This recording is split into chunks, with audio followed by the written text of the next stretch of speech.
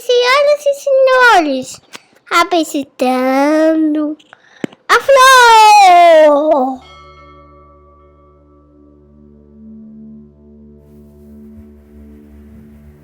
Olá, eu sou Júlio Pompeu e este aqui é o episódio número 26 do Filô, o nosso podcast semanal para a gente falar um pouquinho de filosofia. Você já deve ter ouvido falar de Narciso, do mito de Narciso, do narcisismo. Narcisista é aquela pessoa que se ama muito, se ama tanto que, como diz Caetano Veloso, chega a achar feio tudo aquilo que não é espelho. O narcisista não é apenas alguém que se ama muito, é alguém que apenas ama a si mesmo. E, portanto, é um sujeito cheio de si mesmo, muito vaidoso, dizem, e que acaba maltratando as pessoas que vê todas elas como piores do que ele, como mais feias do que ele, como inferiores a ele. Então, a gente acaba falando muito do narcisista como alguém que, no final das contas, acaba sendo também arrogante, de certa maneira. Mas, olha só, você conhece mesmo o mito de Narciso?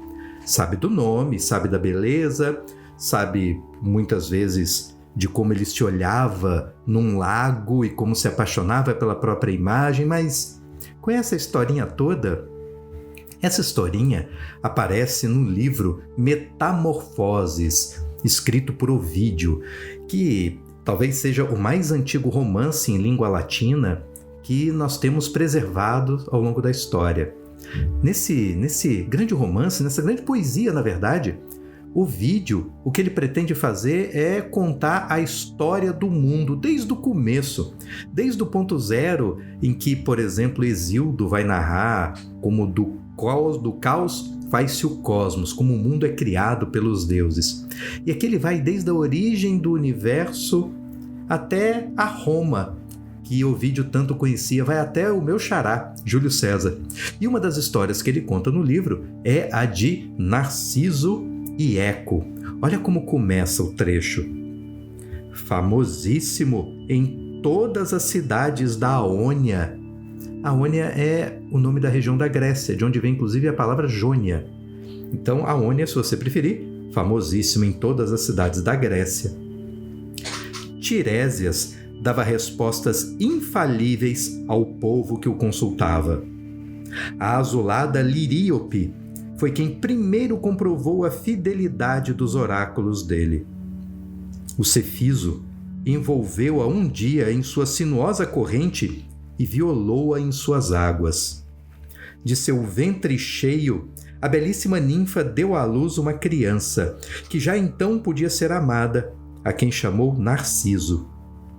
Consultado sobre se este veria os longos dias de uma velhice avançada, respondeu o profético adivinho: se ele não se conhecer. Por muito tempo pareceu sem sentido o oráculo do adivinho. Comprovam-no o desenlace, os acontecimentos, o tipo de morte e a estranheza de sua loucura. Então, olha só, aqui você já tem alguns personagens dessa história. Liríope é uma ninfa e ela é a mãe de Narciso.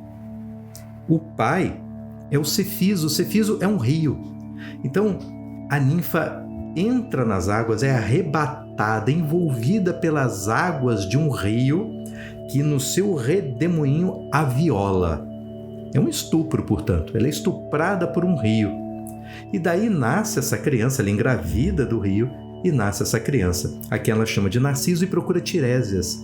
Quem é Tiresias? De fato, Tiresias é um personagem muito famoso em toda a Grécia Antiga.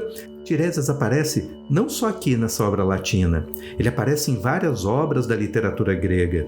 Ele está presente, portanto, em Sófocles, em toda a trilogia tebana, em toda a história de Édipo, Édipo Rei, Édipo em Colona, Antígona. Lá está Tiresias morando em Tebas, sendo um personagem chave de toda a trama. Quem é Tiresias? Tiresias é um sábio. E é um sábio muito curioso, com uma história muito curiosa. Diz a lenda que Tiresias conviveu da presença dos deuses no Olimpo. Ele é um mortal que foi até o Olimpo. E lá um dia, ele viu Afrodite, a deusa da beleza, tomando banho nua. E resolveu dar uma espiadinha, escondido, atrás de uma moita. Afrodite percebeu. E não gostou nada dessa história. Ela joga água em Tiresias. E quando joga água, duas coisas acontecem com ele. A primeira, ele fica cego. Segundo, torna-se mulher. É a deusa vingativa que diz: você quer furtivamente espiar o corpo feminino sem ser visto? Pois bem, agora você terá um corpo feminino para ser observado e não terá olhos para perceber quem te observa. Tiresias apela a Zeus, que resolve amenizar essa transformação de Tiresias e faz com que ele volte a ser homem. No entanto, não lhe restitui a visão, o mantém cego, mas para compensar, dá na cegueira de Tiresias uma visão divina. Tiresias, portanto, consegue ver o futuro. E essa previsão do futuro que Liríope pede para Tiresias com relação ao próprio filho que acabou de nascer. Então Tiresias é um sábio porque ele é uma figura ambivalente, ele está entre dois mundos. Ele conhece plenamente a natureza humana porque ele é homem e foi mulher. Só sendo mulher para saber o que é ser mulher, só sendo homem para saber exatamente o que é ser homem. Há tantos homens tentando falar sobre o que as mulheres são, sentem e pensam, mas é muito difícil sem você experimentar toda a condição feminina. Da mesma forma, tem mulheres dizendo: eu conheço os homens, eu sei como eles são, pois saiba que é muito difícil sem que você experimente a condição masculina. Agora, quem experimentou os dois corpos, experimentou as duas condições, ele sim, um sábio pela experiência, pela experimentação existencial de dois mundos que parecem ser tão próximos e ao mesmo tempo tão distantes. E da mesma forma, ele é um mortal, mas que conviveu com os deuses e possui em si uma sabedoria e um atributo que é divino. Tiresias é meio homem, meio mulher. Tiresias é meio mortal, meio deus. Tiresias é um sábio, justamente por ser o intermediário entre todos esses elementos. Bom, Narciso cresce sem que ninguém entenda muito bem esse vaticínio dado por Tiresias. Ele torna-se um jovem adulto belíssimo. Sabe, jovem adulto, aquela fase da vida em que já não é mais criança, mas também não é um adulto plenamente formado. Algo que a gente costuma associar aí em torno dos 17, 18 anos, um pouco mais talvez, já que as pessoas têm amadurecido mais tarde. Na Grécia Antiga era mais cedo ainda, em torno dos 15 anos mais ou menos, porque a expectativa de vida lá era bem menor do que é hoje. O fato é que ele torna-se um jovem belíssimo. Narciso encanta a homens e mulheres que se veem caídos, arrebatados de amores por tamanha beleza. Só que Narciso, olha, ele não quer saber de ninguém. Narciso não se entrega a ninguém, ele não se apaixona por ninguém, ele não consegue amar ninguém. Nem a ele mesmo, a rigor. Ninguém mesmo. E também não é de ficar convivendo muito com os jovens. É aquela pessoa que passa, todo mundo admira, mas ele não dá papo para ninguém, ele não interage, ele não vai para festa, ele não sai com a galera. Narciso é um solitário. E na solidão, ele gosta de caçar. Numa dessas caçadas, quem o vê e cai de amores por ele é uma outra ninfa. Ninfa como a mãe de Narciso era. Essa ninfa se chama Eco. Eco, enfim, é o eco mesmo, que a gente encontra nas montanhas quando grita uma frase e as últimas palavras, os últimos sons são aqueles que nós escutamos de volta. Ela nos devolve esse som de volta. Eco tem essa característica porque Zeus gostava muito de pular cerca, sabe? Zeus era casado com Hera, mas volta e meia ele gostava de passar uma noitada com as ninfas no alto de um monte. Eco era a ninfa que ficava ali de vigia. E quando Hera chegava, a função de ninfa era ficar puxando assunto com ela para dar tempo da galera fugir, do pessoal ir embora, né? Para que todas as ninfas ali pudessem sair fora e Zeus também. Só que teve uma hora que Hera percebeu a estratégia e disse assim: olha, você menina tão tagarela, eu vou lhe punir. E tira dessa ninfa de Eco o poder de controlar a própria fala. Você vai continuar falando, coisa que é o seu papel, o seu atributo, porém, você está condenada a repetir as últimas palavras daquilo que te dizem. Você será uma repetidora de discurso dos outros. Então ela consegue falar, ela não consegue sequer evitar falar, só que a fala que ela tem não é dela. Então ela é angustiada, ela sofre porque ela não consegue se comunicar. E Eco vive, portanto, meio que escondida nos campos, escondida em lugares remotos, porque ela não consegue conversar com as pessoas. Ela é como Narciso, também uma solitária, também isolada, porém ela tem plena consciência do quanto é triste o seu isolamento. Já Narciso não. Narciso está sozinho, super de boa. Eco vê Narciso e, como vários outros mortais, se apaixona por ele. Cai perdida de amores por Narciso, acha lindo e passa a segui-lo, furtivamente, espiando. É uma stalker, né? Ela vai perseguindo Narciso, onde ele vai, ela fica de longe, escondida, observando. Chega uma hora que Narciso se toca de que tem alguém atrás dele e pergunta: quem está aí? E como Eco só responde as últimas palavras: aí. Quem é você? Você. E assim fica esse diálogo estranho. Eco sofrendo porque ela quer se declarar para aquele jovem lindo que, essa altura do campeonato, ela já ama tanto. E por sua vez Narciso está assustado, ele não sabe que voz misteriosa é essa. Chega uma hora que Narciso diz: apresenta-te! Aparece diante de mim. Vem cá. Vem me ver. E Eco responde: vem me ver. Quero que você venha. Ela: quero que você venha. Finalmente, as palavras de Narciso, no tom imperativo, coincidem com o que de fato a ninfa deseja. E ela fica tão feliz por esse encontro de palavras que coincide com o seu desejo, que ela se revela. E ela já chega chegando, sabe? Ela já chega abraçando, beijando Narciso, sem conseguir explicar aquilo, sem conseguir sequer dizer que o ama tanto. E Narciso tem para com ela a atitude que é costumeira para com as pessoas que se apaixonam por ele. Ele a rejeita. Sai daqui, para de me abraçar, que história é essa? E a coisa fica mais complicada ainda porque Eco não consegue sequer se explicar, ela só repete as últimas palavras e, como são palavras duras, fica mais a cara de uma briga. Eco fica tão triste com a rejeição que se afasta definitivamente. Ela se esconde, ela se oculta e começa a definhar de tristeza. Definhar pelo amor não correspondido. O seu corpo começa a perder o viço, a beleza. Ela vai morrendo aos poucos, morrendo de tristeza, morrendo por um abandono de si mesma. Ela deixa de cuidar de si mesma, ela deixa de se alimentar, ela deixa de beber água, até o momento em que seu corpo perece. E, no entanto, ela continua existindo, apenas como uma voz. Só o que se mantém dela é esse vaticínio divino, essa mágica, essa maldição que era Lilança. Então ela torna-se uma voz sem corpo. Olha, isso deixa os deuses meio irritados, essa atitude de Narciso. Sabe, olha o sofrimento da coitada da Eco, o que esse garoto fez. Custava ter no mínimo, sabe, retribuir minimamente esse amor dela, ser pelo menos gentil nessa história. Como havia muitos mortais que também se entristeciam, vários deles acabavam, na tristeza do amor rejeitado, do amor não correspondido, acabavam gerando o contrário do amor, que é o ódio, raiva, e pediam aos deuses que fizessem alguma coisa.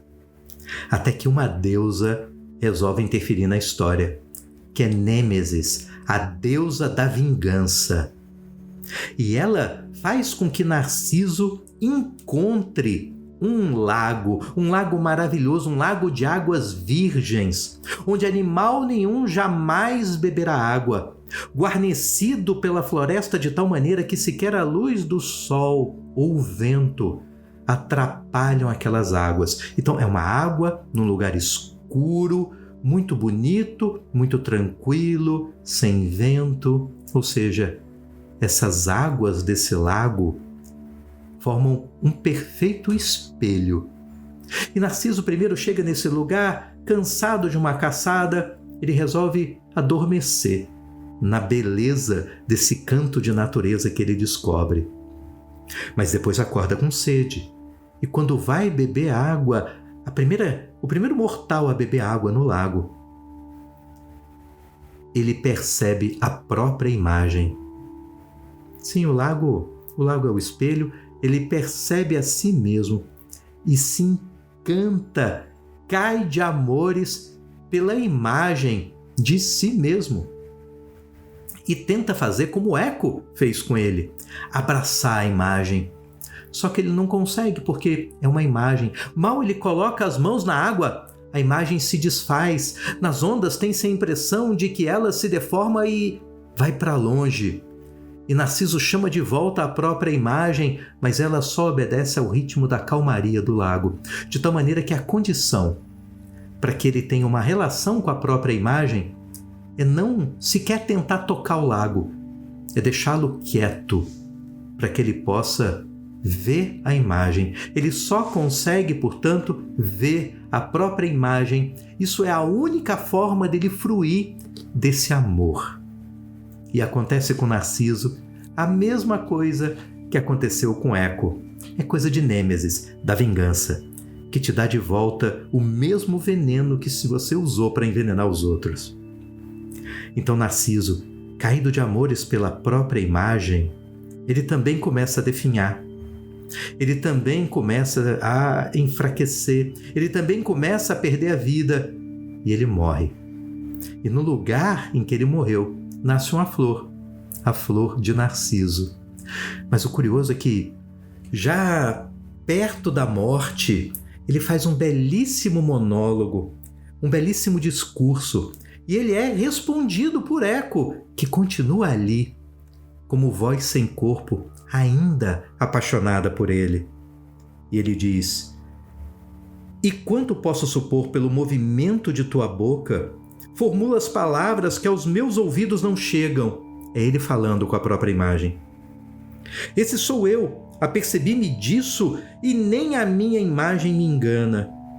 Abraso-me de amor por mim. Atiço e sofro os efeitos das chamas. Que hei de fazer?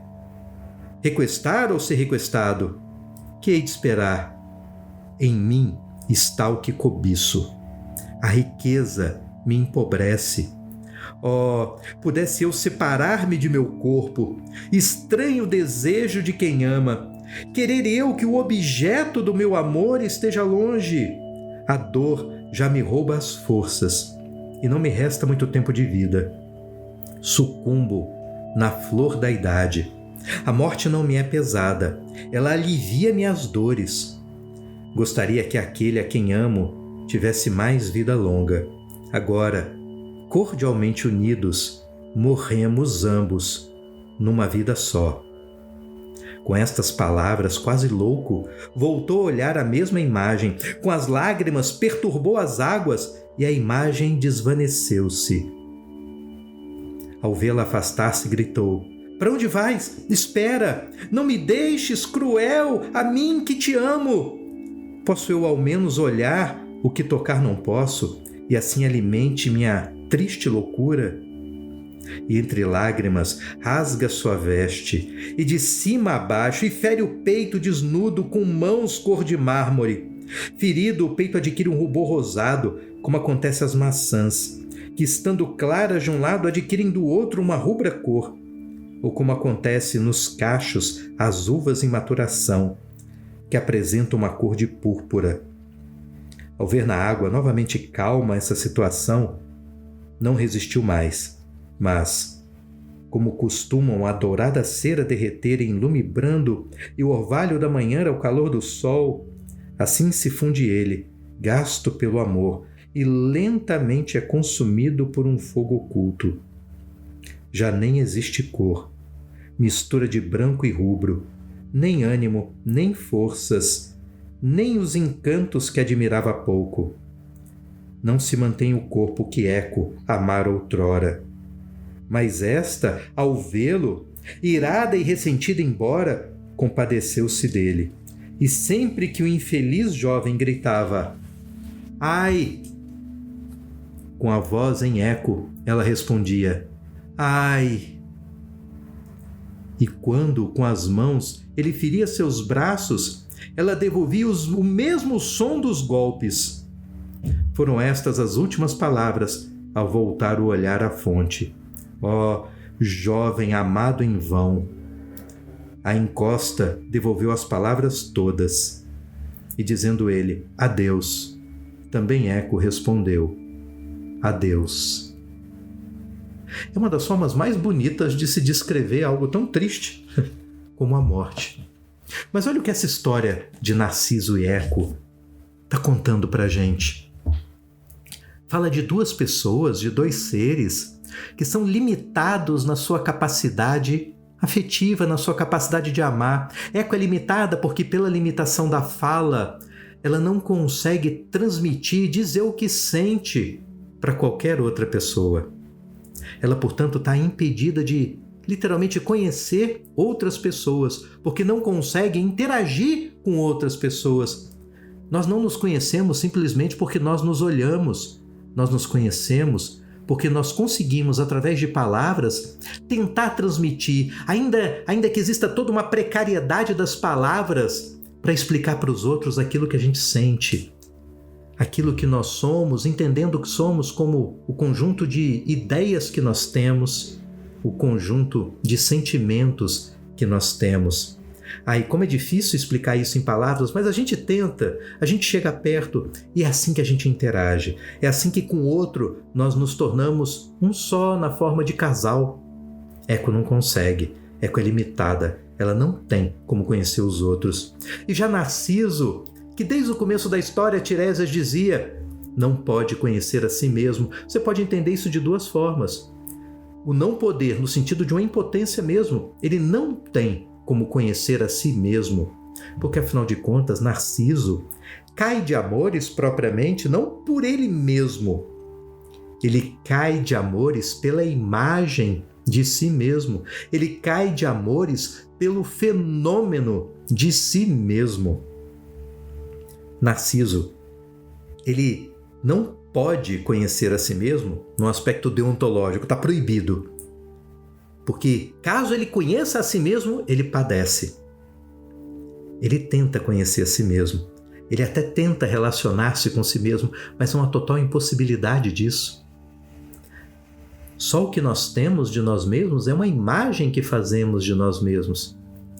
Mas ainda assim, nós existimos e nos apaixonamos por outras pessoas e nos permitimos também sermos amados por outras pessoas.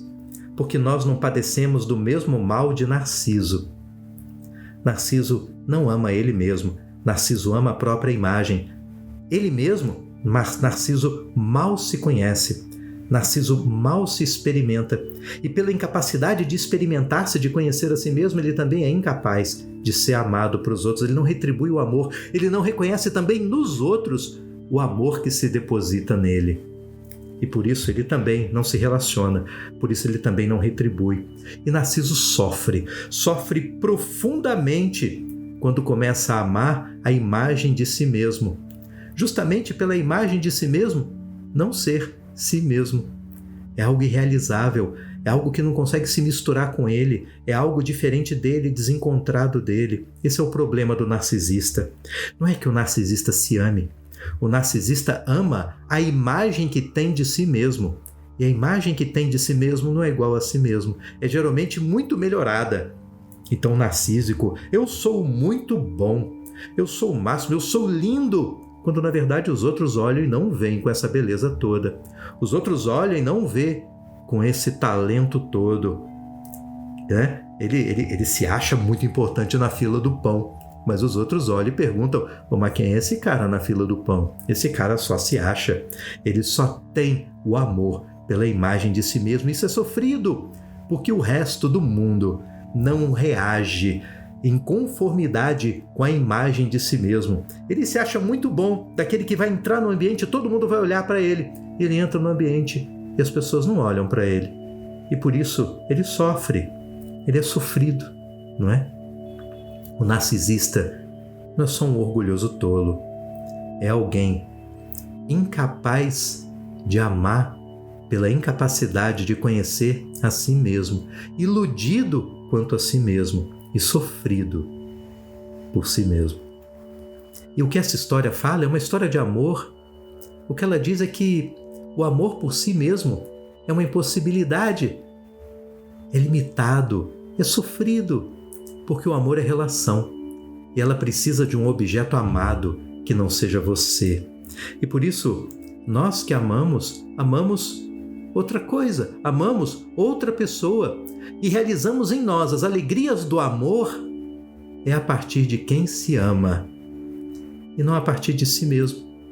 Porque você não consegue ser o objeto de si mesmo, quando muito consegue ser a imagem de si mesmo. Apaixona-se pela imagem, mas isso é um amor sofrido, é um amor manco, é um amor incompleto, é amor sem plenitude, é amor sem êxtase.